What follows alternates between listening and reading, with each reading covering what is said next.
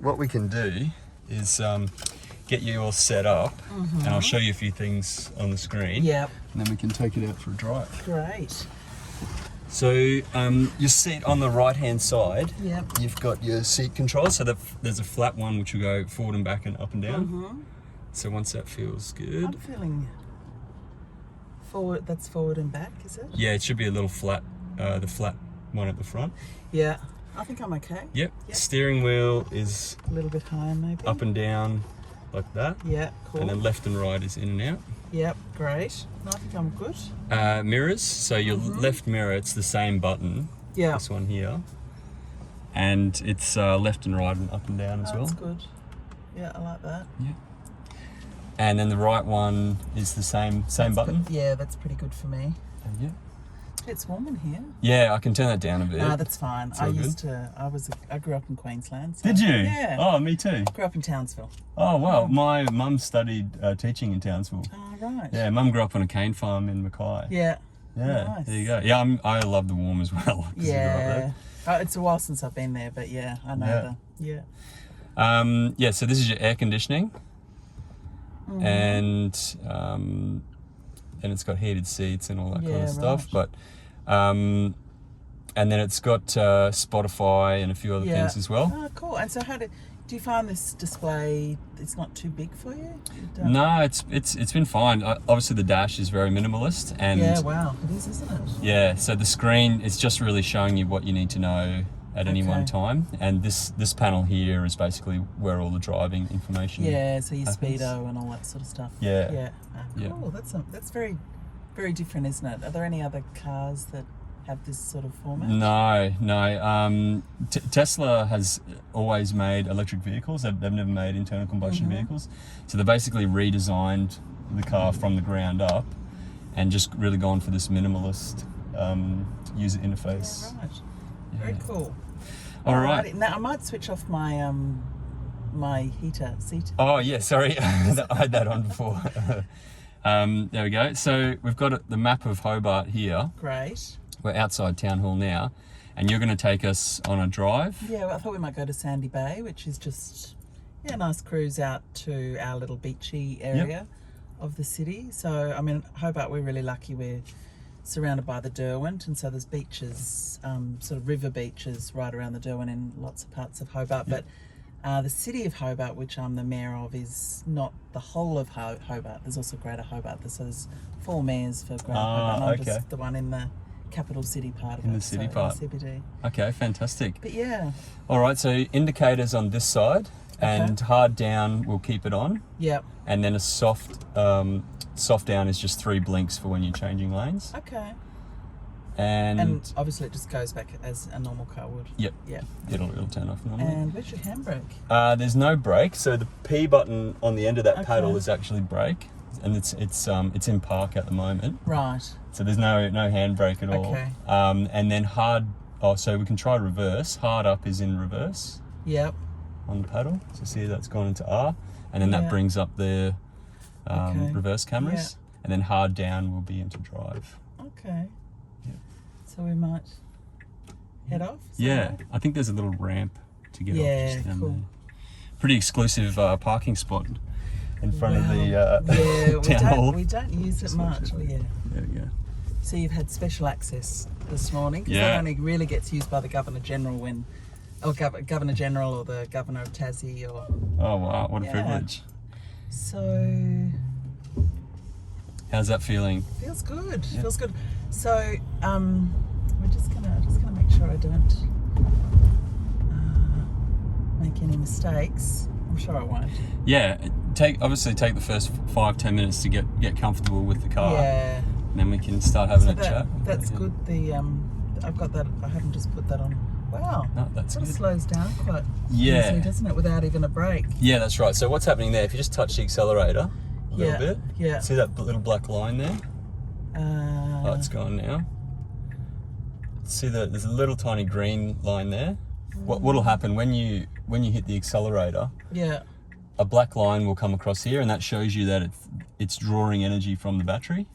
Okay. And then when you take your foot off, it's actually turns the electric motor into a generator, and that's putting energy back into the battery. Okay, but that you can do that even without using your brake. That just happens with the taking your foot off the accelerator. Yes, you can actually drive this car with one pedal. Yeah, right. There is a brake, which it's got very good brakes, but you only really need them in an emergency. Yeah, right.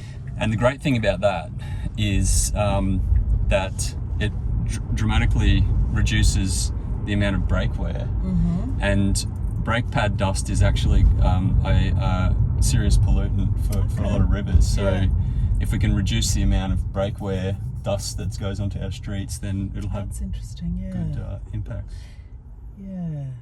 So we're just driving through Davey Street. There's quite a lot of lights here, so we can't really get up the speed. But I've also got to, as the mayor of Hobart, I've got to tell you that I'm going to kind of have a different appreciation of the Tesla. I'll appreciate it for different reasons than acceleration, because I do a lot of, if I'm driving, it's mainly in the city, and we recently put in 40 kilometres an hour in our CBD.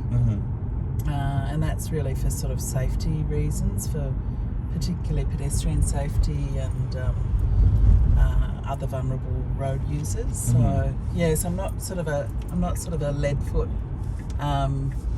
in the cities. When I'm driving, in the country, I do tend to go pretty fast. But in the city not so much. And I think it's great that you're doing things to make the city centre more friendly for pedestrians. I'm also a big advocate for making our cities more bicycle and pedestrian friendly. Right.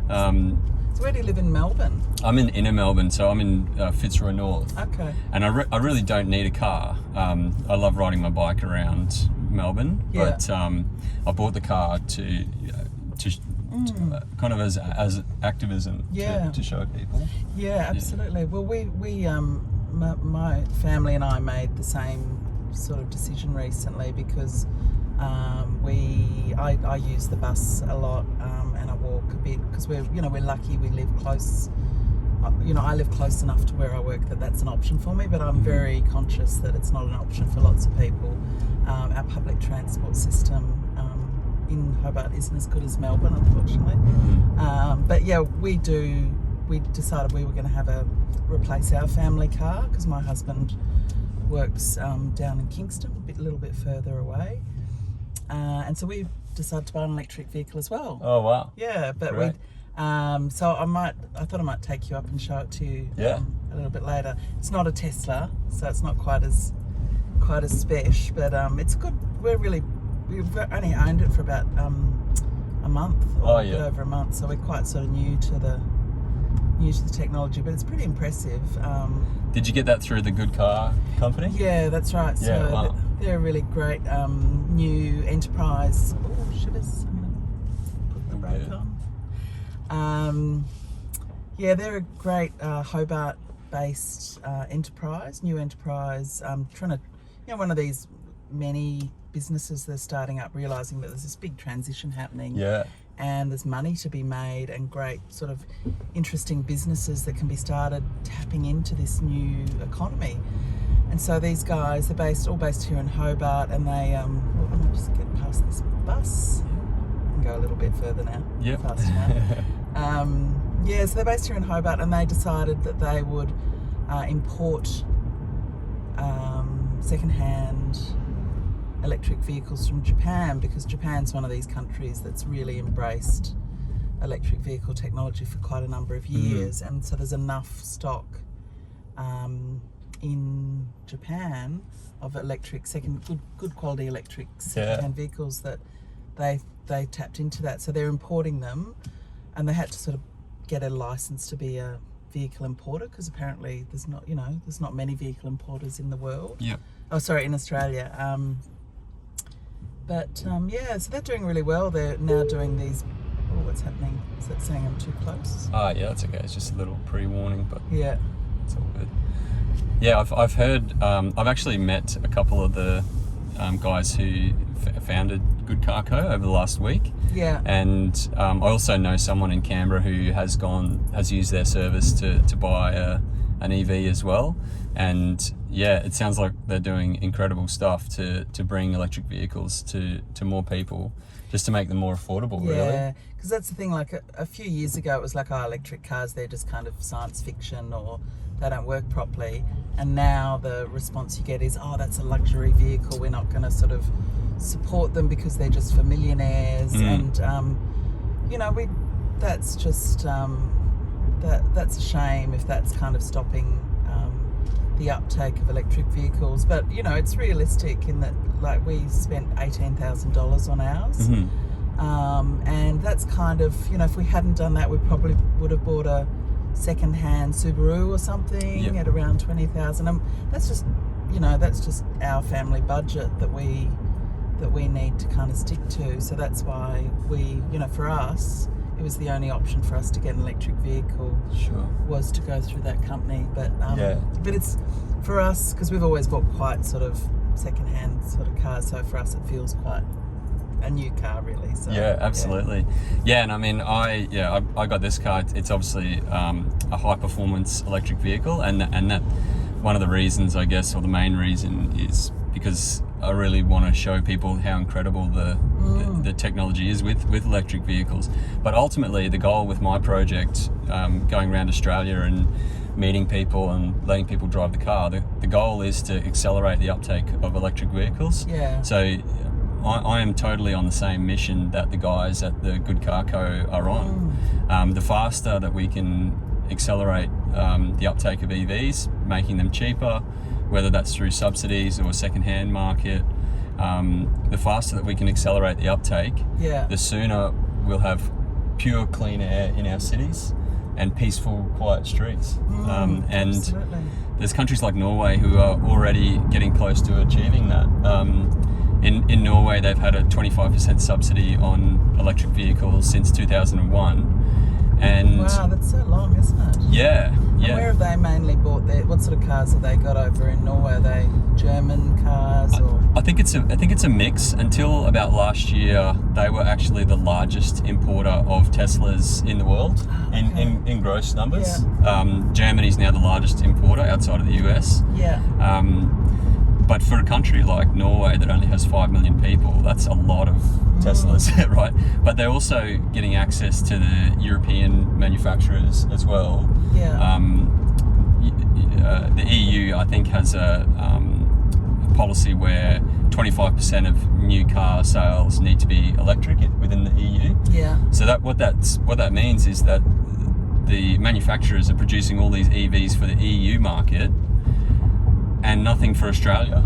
So we're not getting any of the electric vehicles here, the cheaper electric vehicles over here that they're getting over there, because our federal government doesn't have the right or strong enough electric vehicle policy. And we're really all paying the price for that. Absolutely.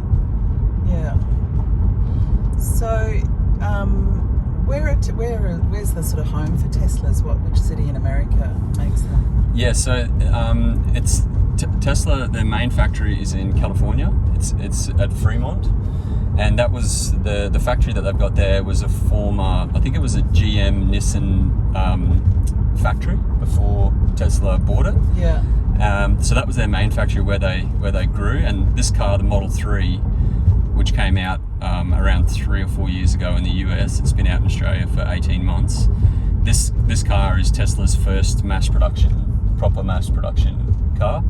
So now they've also got a factory in Shanghai, and that's where all the new Model 3 and Model Y for Australia will be coming from Shanghai. So that factory is operational. They're currently building another factory in Texas, in Austin, where they're going to produce the Cybertruck, which is the ultimate trader ute. And they're also building a factory in Berlin, so they're really starting to ramp up production now. Wow. And so, if you hadn't bought a Tesla, what would have been your second choice of a electric vehicle? I reckon I probably would have done the same as you and gone through a company like the Good Car good car company to get a Leaf, a Nissan Leaf. Yeah, I've got a close friend in Canberra who's very happy with his. Okay. And you know, for $20,000, you know, you can't really go wrong. And then when you take into account how cheap they are to run. Yeah. I guess you're charging yours at home, or? Well, at the moment we're charging it at work, so either myself or at my husband's work, because as you'll see when we go to my place, we don't have off-street parking, and this is some of the things that we as city leaders need to start thinking about, because, and you know, we'd really love to have the help of the federal government and the state government as well, because you know, for every council we need to think about, well, how do we make it easy for people who don't have off-street parking to shift to this technology. So what we're doing at my place is we're actually getting a parking deck built. Oh, fantastic. And work is starting on that next week. It's just going to be a really simple deck and a basic plug-in, because we've got a smaller battery. It doesn't take long to charge our car, so we'll just do a sort of 15 amp outdoor plug, keep it really simple. And so then we'll be able to charge it at home, but at the moment we're just sort of charging it at work and doing the top-ups at the fast chargers. Yeah, nice. And you only need the fast chargers when you're doing longer trips with your car as well? You generally start the day with a full charge? That's right, and it's better for your battery not to use the fast chargers, is what I've been told. Yep. So the more you can do trickle charge, the better it is for your battery life. So like I can be at work for a couple of hours, and it's kind of, because I don't have a really super massive battery, it's charges up pretty fast. Yeah, fantastic. So, you know, it's going to be mainly for us, it's going to be mainly a sort of city, you know, running around the city sort of vehicle. But that's, you know, that's where we're at, and that's good for us at the moment. So now we're just coming to the edge of the Hobart boundary. We're now moving into Kingborough, which is the next municipality. Okay. So I'm going to turn around and head back, and we'll head up towards my place. Yep. Fantastic. Sorry. Everybody does that. What have I done? Oh, it's all good. Yeah. You can't really muck up in this car, because it's all electronics. So when I thought I was putting on the indicator and I was doing something else, did I put it into a different speed or something? No, you're still in drive. Okay. So you're all good. Yeah.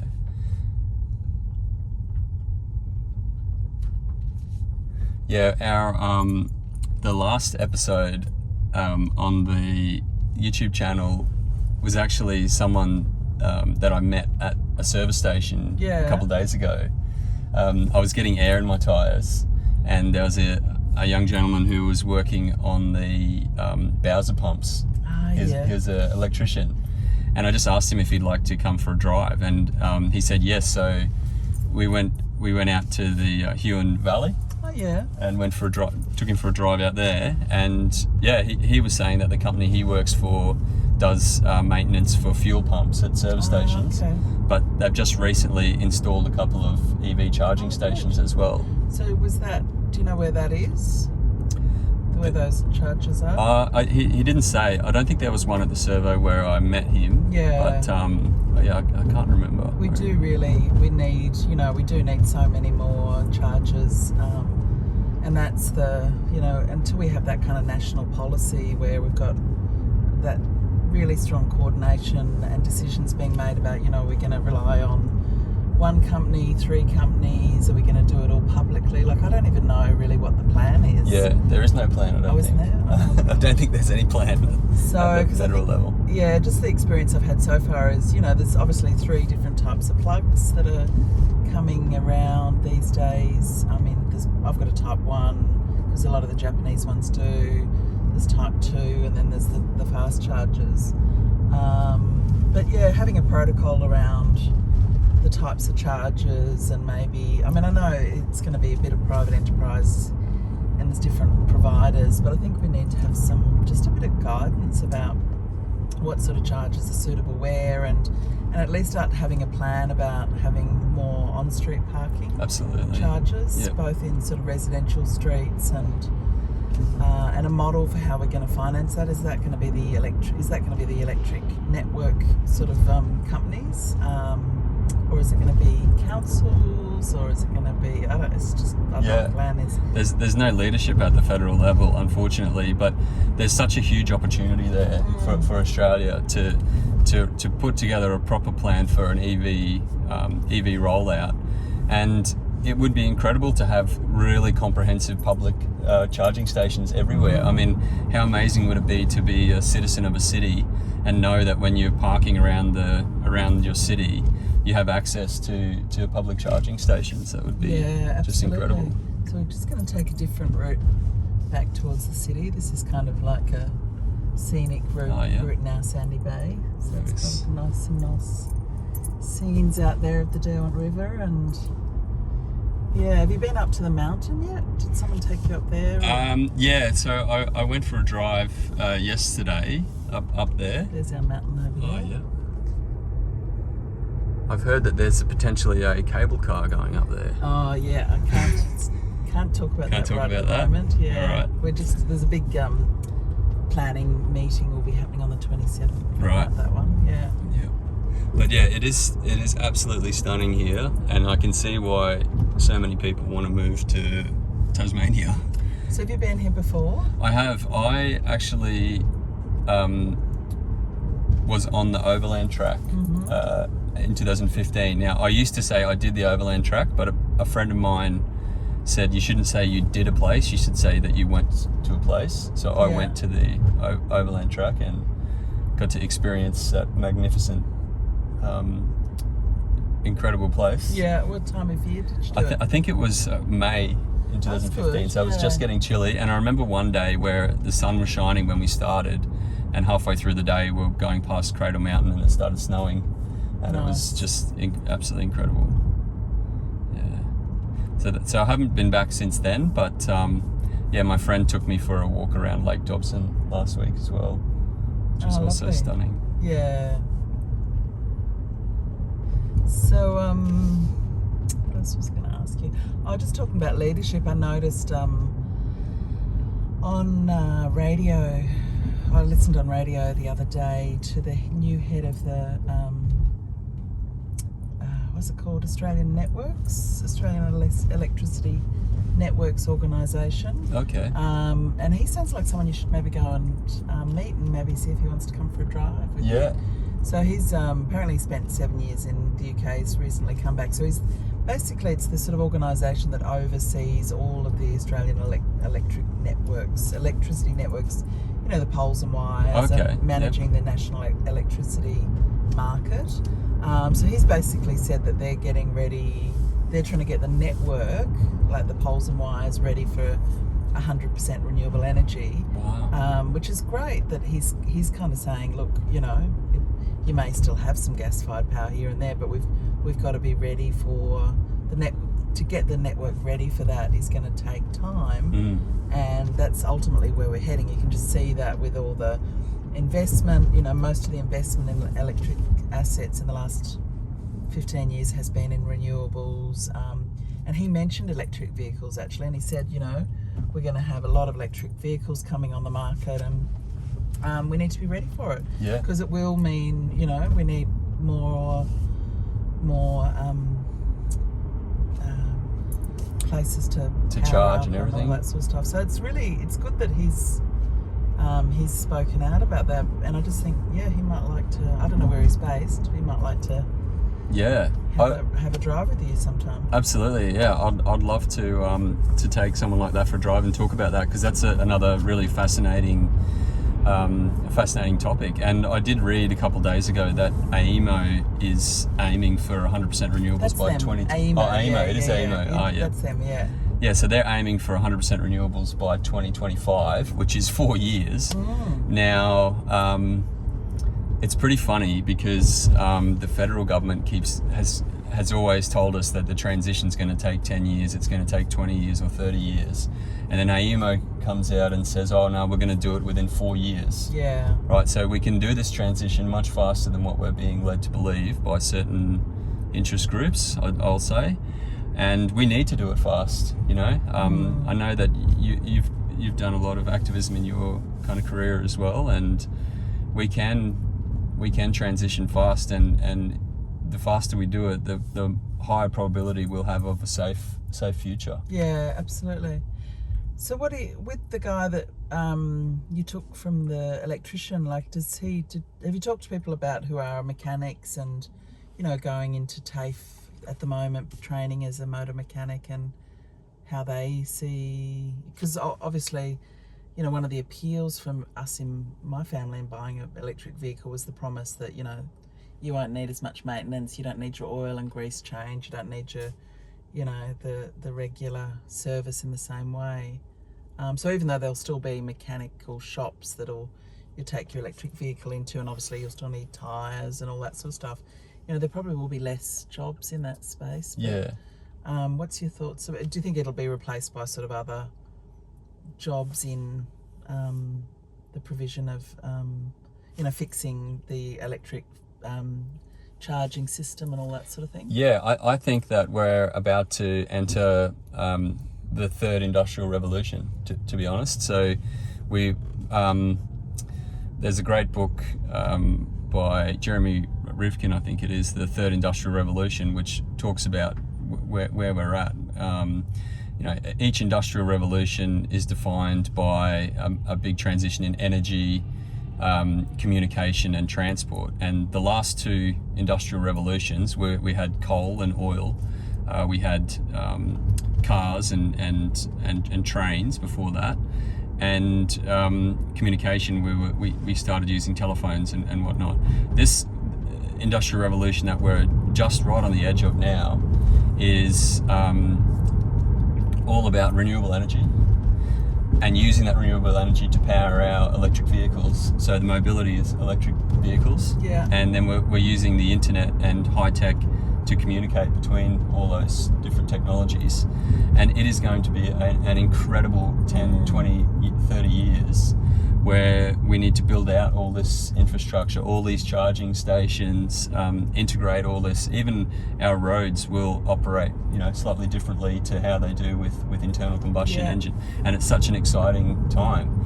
So there'll be an enormous amount of jobs as part of the transition. Building electric buses. Here goes another diesel bus here, but we're going to transition all of our buses to electric. All of our cars will be electric. Renewable energy, battery installs. There'll be a huge amount of residential work, commercial work. I think there's a massive industrial revolution coming, and people should be excited about that. And I'll also say that, if there are people in the fossil fuel industry or associated industries that are worried, the government, the federal government has the capacity to look after these people if they need it. Yeah. The federal government tries to scare fossil fuel workers, but really they have the capacity to look after them, and we should look after them if they need it. Yeah, absolutely. So what would you see? Where would you like to be working in 5 years' time? I really love doing advocacy, especially driving an electric vehicle. Yeah. So I'm really enjoying this project. But I guess my mission, and I don't want to talk about Tesla too much. I want to talk about EVs more broadly. But Tesla's mission is to accelerate the uptake of sustainable energy. Yeah. And that's really my mission as well. So if there was a sort of electric vehicle transition agency established in Australia, do you reckon you'd like a job at that place? I think I would very much like a job there. I'm so excited about our prospects for the future with the technology.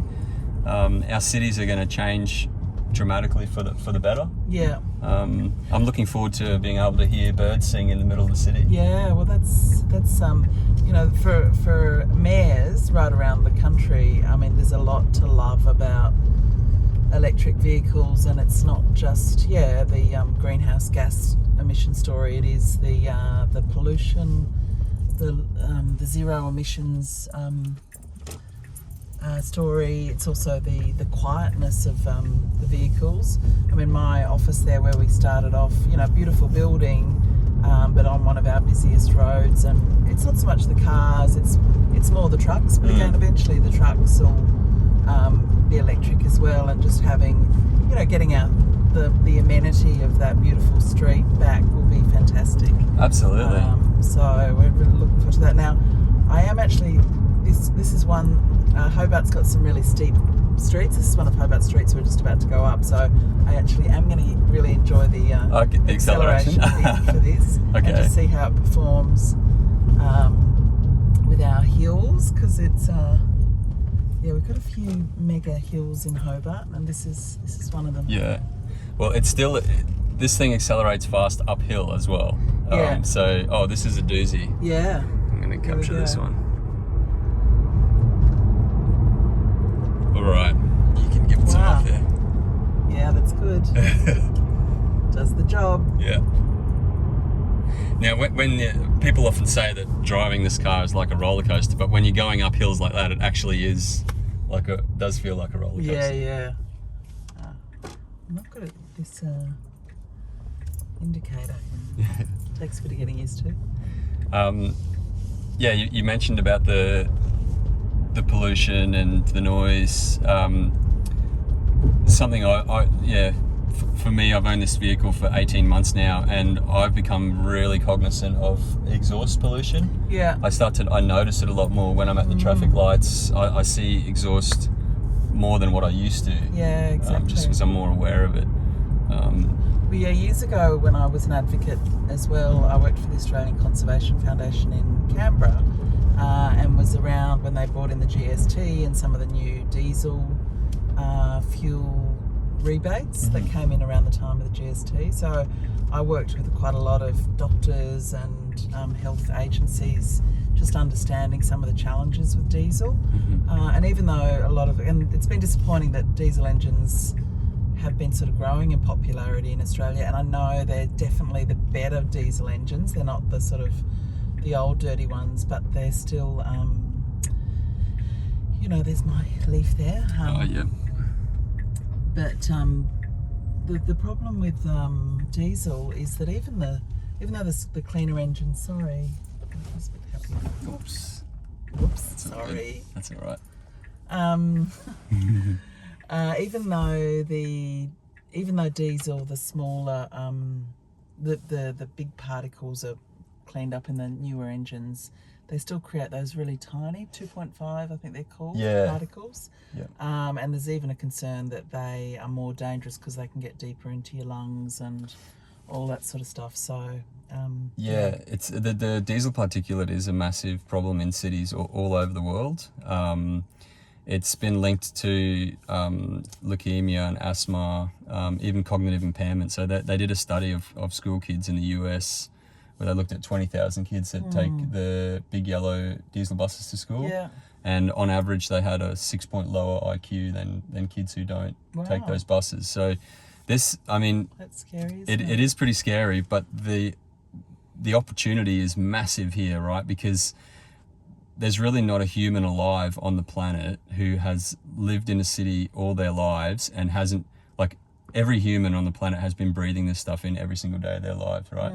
So the opportunity is when we do transition to 100% electric, the air in our cities will be cleaner than it's been for over 100 years, right? So no one alive has experienced living in a city with pure clean air, but that's what we can achieve if we accelerate the uptake of absolutely. And imagine some of those, really lovely cities like, I don't know, Bangkok or Shanghai, that, people talk about them in really romantic terms when they, 50 years ago or 60 years ago, when they were sort of clean, you could actually see the blue skies, or Hong Kong even.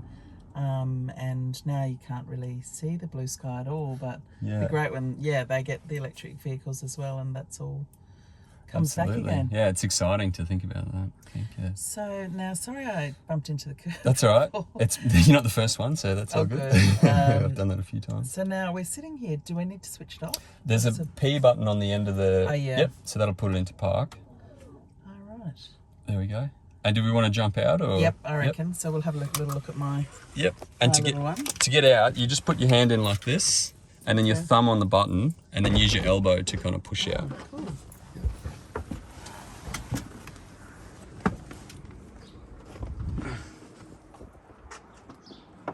So no handbrake. Handbrake. No. So I thought my daughter's at home, and she's a big fan of our the electric vehicles. So I just thought I'd see whether she wants to come out and Yeah. have a chat about why she likes it too. Yeah, absolutely. But she might be too shy. Okay. Where is she?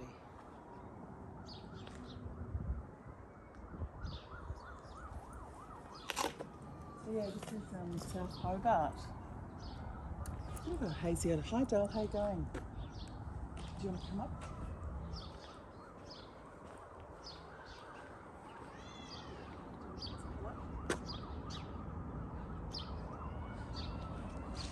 Oh, okay. See ya. She might come up, we'll see. Okay. Yeah. No worries. So this is your So this is the Leaf. little Nissan Leaf, yep. This is the one from the Good Car Company, Yeah, which is yeah. the Hobart-based company. So yeah, you see where we've got the it's parked on the street at the moment, and this is where we don't have on off-street parking, so we're going to build a little parking deck there. Okay. But there's a lot of Hobart and a lot of towns, particularly inner city areas of Australian cities that we don't have off-street parking. So, Yeah. So we do need to kind of tackle that one. Yeah. You see, we could this is the electric pole for this street. Mm-hmm. So you can envisage that you could have a little sort of charging infrastructure. Absolutely. Electric poles And wires. I've heard that you're part of a group of global group of mayors. Yeah. That are trying to make their cities more sustainable. Mm-hmm. Do you know of other or which cities are kind of leading on that front? In Australia or just globally? Oh, Are other cities installing a lot of EVs? Yeah, they are. EV heaps, charging, heaps and heaps are doing it. But there's so much happening at the city level, and that was one of the most inspiring things about running for local government was actually being part of a movement of cities that are tackling climate change and tackling that transition to clean technology. Yeah. Because some of the most inspiring things that are happening in climate policy are really happening at the city level. Yeah. And places like the US, and here's Jess. G'day. Oh, my room. No, you're right. How you going? Nico's having a cat fight down here. Oh, is he? No. Thought I heard some cats. So, We're just filming a little episode as well. so this is the Tesla. This is the Tesla over here. Yeah, that's nice. So, I was just talking about how you're a big fan of the Leaf, Yeah. and why is that? This is a nice car. Yeah, but when you were saying how you're sort of proud of the fact that when you learn to drive, you'll be driving on an electric vehicle. Because Jess is 13. Okay, yeah. So she sort of hopes that she's the first generation that never drives or maybe never drives Whoops, that's our cat. A cat's in having a bit of a blue. But Well, it's interesting because Norway's actually banning the sale of petrol and diesel cars by 2025, Oh wow! which is in 4 years' time. Yeah. So if she was living in Oslo, by the time she's old enough to get her license, you wouldn't be able to buy a new petrol or diesel car. But So presumably there'll be still a second-hand trade. I think so. Yeah. So it'll take I think 75% of new cars are electric, but the whole fleet is still I think 30% of the entire fleet is electric now. Yeah. But in 10 years, maybe 90% of the fleet in Norway will be electric, and the citizens in Oslo will be breathing incredibly clean air. Yeah, exactly. Yeah. So I'll just show you very quickly the Leaf. So like yours, it's got the little Charger at the front. charger at the front, Yeah. and we've got that's for the fast chargers. We've got a fast charger we've put in down near where you picked me up at Town Hall. Yeah. And then that's just what's called a Type 1, I think it is. Okay. Plug. So that just goes into any outdoor plug. It Yep. doesn't require anything fancy, so that's Fantastic. makes it nice and easy. I think he's a little hurt. I went down and he was like on his back. Oh no. But he's okay. I got him out. Oh, good. But I think the proudest thing that when I'm driving this is having that on the side. Yeah, the zero emission. Yeah, Yeah. because it's, that's, as you say, that's not just the climate emissions, it's the emissions for the city. So, Yeah. and just to know you've kind of got a really clean vehicle is just fantastic. Yeah, absolutely. I'm going to zoom in on the Good Car Co sticker as well. Give them a plug, and they seem to be the only company in Australia that's doing this. Here That's the cat that likes got the to cat roll now. around on the road. not good. Miko, you get on the car. Miko. Oh no, just be careful, darling, because this car's going quite fast. The new software update for the Tesla autonomous driving. Yeah. It now picks up dogs, so that's good. it'll see dogs and animals Yeah. coming out onto the road cool. and react. But yeah. But yeah, so it's really good. It's just a good little. Like we were surprised how spacious it was inside, and just smooth, and yeah, the same as your car. Like we because we like to save the battery, we drive it in eco. Yep. But if we do need to go up one of those hills, we take it out of eco. And it's got the same, even though it's just a more of a low end, smaller electric vehicle. It's got the same Instant. sort of, Yeah. really sort of powerful engine and the acceleration's really fast and all that sort of stuff. That's all electric vehicles. They have that instant torque, instant acceleration, which is just a completely different driving feel to it. And our old car, we actually had we had a manual, and I quite like the sort of changing gears and all that sort of stuff. But it's going to be something from another era, really. Yeah. But absolutely. yeah. Yeah. So, do you want to continue in your car? Yeah. So we can. Because I do have to take my car into town to charge it. Yep. We can wrap up this episode here if you like. Okay. Yeah. And then that way maybe, or we could, we can wrap it up here. Yeah. Or I could drive off in my electric vehicle. Yeah. Either way, up to you. But we actually make these episodes up as we go along. So yeah. Cool. Well, Lord Mayor of Hobart, Anna Reynolds, want to thank you for driving my electric vehicle today, and it was great meeting you and listening to the things that you're working on here in Hobart. And it sounds like the community's really coming together, and can't wait to see more EV charging stations and whatnot in Hobart. We'll try and get onto that, and add our voice to the cities that are calling for stronger action on climate policy generally, but particularly a national EV policy, because a lot of our residents want this alternative. We want this alternative for our cities, and just want to say thank you for your leadership and your advocacy, and I hope it goes really well in the next few months. And just let me know if there's anything else that we can do to help with your journey. But I do hope that in a few years' time we'll see you leading the National Electric Vehicle Agency. That would be a dream job for me. So